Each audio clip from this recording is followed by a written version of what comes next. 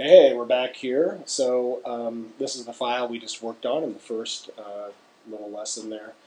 And so I'm going to turn this off because that's one of the handy things about an adjustment layer is that we'll just pretend it's not there for right now. And I'm going to make another adjustment layer. This one is going to be the levels adjustment layer.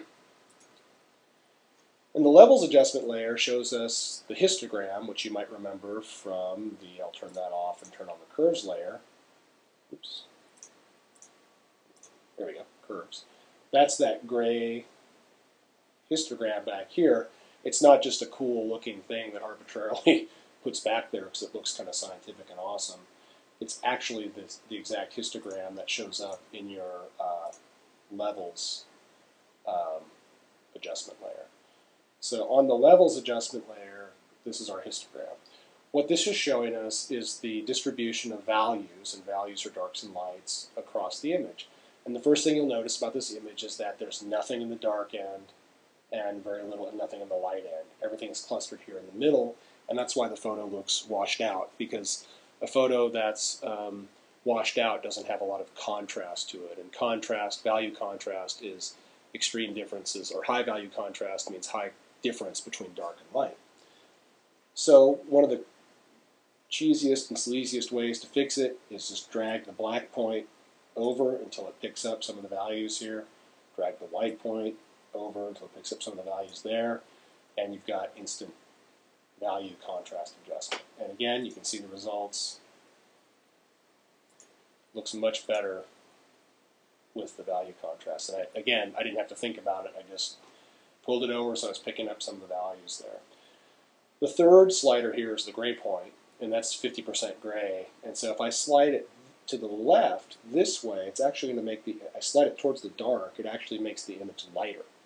Why does it make it lighter? Because if I move the slider this way, it's increased the values that are to the right of the slider, which would mean the light end.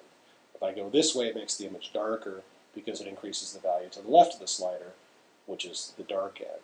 So if I drag it this way, the image gets lighter. If I drag it this way, the image gets darker. And so, again, with a quick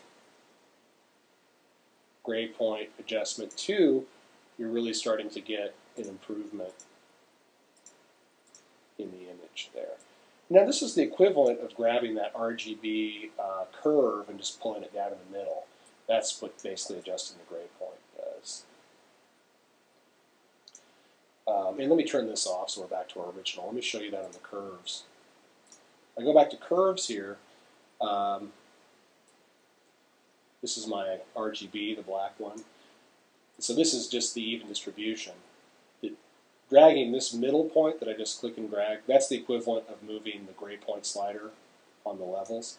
And if I want to change the white point, I would drag it to the left here, because it's saying take all these values over here and make them white. And I can change the black point, take all these values over here and make them dark, and then I would have my curve looking something like this. And that's going to roughly look like what we did with the levels, except the levels doesn't have the color correction that we made here, so that's why it looks a little bit different. So my point is that you can do the same things with both the levels and the curves. They're just different graphical approaches to doing that. And levels also gives you the option of adjusting one channel at a time as well, if you want to. So that's a quick introduction to the levels adjustment, and knock yourself out. Oh yeah, one other thing I'll throw in here is that I'll set this back to the default.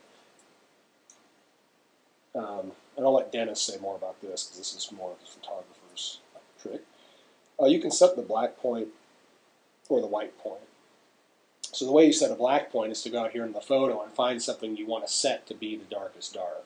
So let's say somewhere back here in the shadows, and then it adjusts the histogram accordingly. And that can be a better way to do it.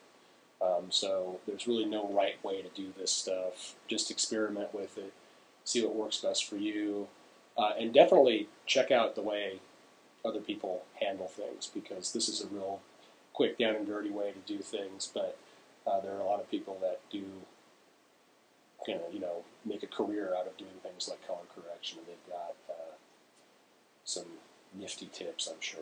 So anyway, in the next lesson, we'll look at how to do layer masks.